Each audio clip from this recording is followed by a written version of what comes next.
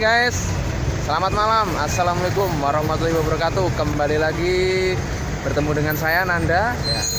Saya lagi di kota Pekalongan ya. Ini di taman ya, taman kota Pekalongan ya. Pada malam hari ini saya sedang perjalanan religi ya, babat alas untuk mengembangkan perguruan silat Walet Putih di kota Pekalongan. Ya, mohon doanya ya saudara-saudara sekalian, semoga Walet Putih bisa semakin berkembang, maju dan bermanfaat untuk masyarakat sekitar, khususnya di kota Pekalongan. Walet Putih Jaya.